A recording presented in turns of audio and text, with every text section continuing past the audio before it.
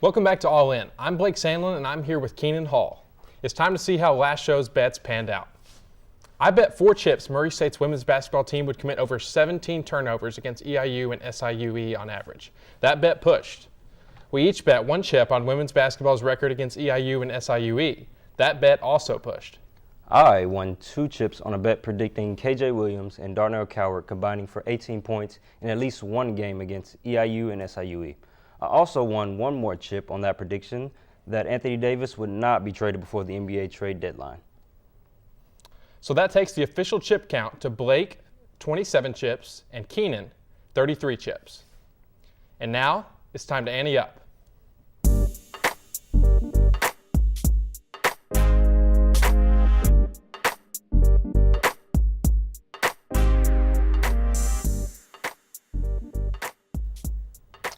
All right, so we'll start off with women's basketball. Last time we were here, I predicted that they would go 0-2 against that week against EIU and SIUE. Proved out to be wrong. And this week we have UT Martin SEMO coming. Martin on Thursday and SEMO on Saturday. Blake, talk to me a little bit. What did you think about the week that they were off? Yeah, I mean, that week that you picked them 0-2, they completely surprised both of us and went 2-0. They followed that with a 3-0 victory to beating EKU last Thursday, and then losing on Saturday to Austin Peay. So that playoff race is super tight right now, and they're really right on the edge of getting into the OVC tournament. But last week, really, I thought there were signs for optimism. We saw that the turnovers improved, 12 turnovers against EKU and 13 against Austin Peay. I think in the end, it came down to shot making.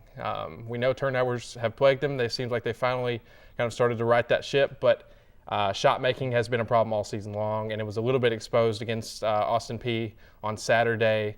You saw Janika Griffith-Wallace have a great game, Evelyn Adebayo have a great game, but at the same time, Macy Turley struggled, and I know they've struggled with finding that third score all year long. So that was why they met their demise Saturday, and like I said, it's going to be a tough road.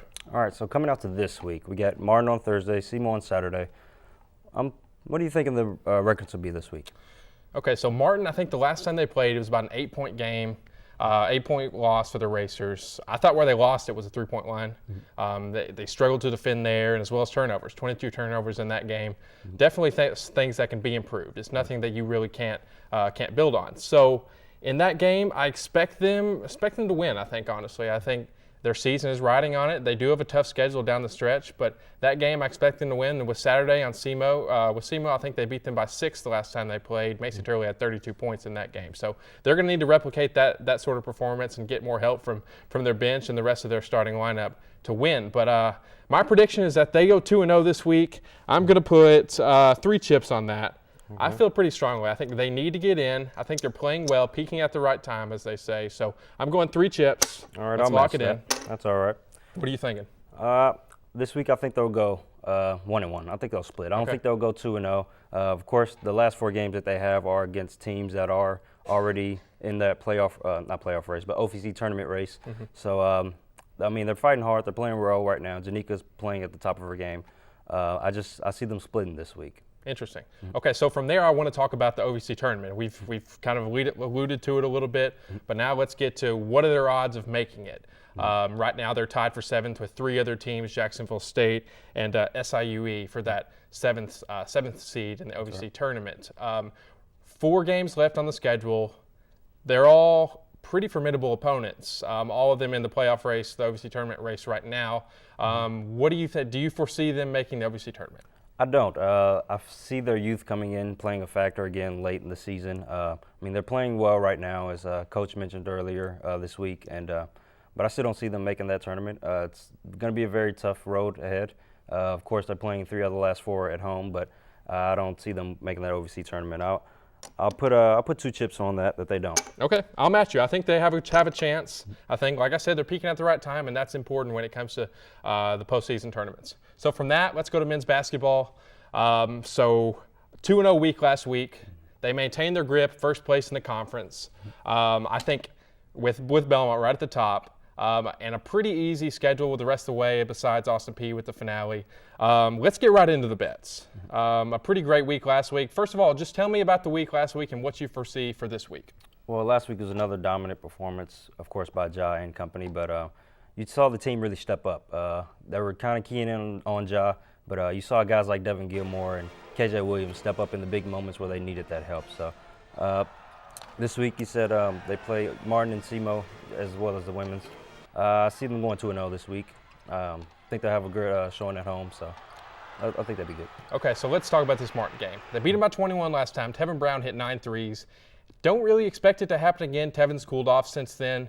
Let's set the line at 15. Okay. Do the Racers go over or under in that? What's your prediction there? They really had Martin's number last time. I'll say they go over. What do you think? I think, for the same reasons I mentioned Tevin Brown, he's struggled a bit lately. I think they'll change the defense up a little bit. For that reason, I think it'll be a little bit closer game. I'd say about 12, 13-point victory for the Racers. Okay. But what do you want to go there? I go 1. We'll go over. Don't have much faith in it. Let's take it, though. This one, second bet on men's basketball, Ja Morant. He's averaging over 10 assists a game. He just broke the OVC single season assist record with 256 against EKU on Saturday. He's rolling hot. What's the chances that he records 10 assists in both games this weekend? I'd say they're very high. I mean, they're at home. They're coming off the road. 2 great road wins. The team will be rolling. He'll get them started early. I think he'll go over 10 assists in both games. I'll put 2 chips on that. Interesting. I will match you there. I'm not that confident in it. I'll admit that.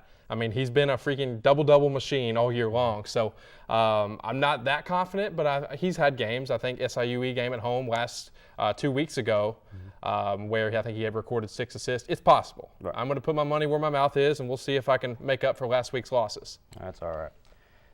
To close tonight's show, we'll have our very own Sam Woolley, Jordan Rowland, and Kelsey Swafford play a friendly game of Name That Vegetable. Don't turn that channel. MSU Tonight. We'll be right back.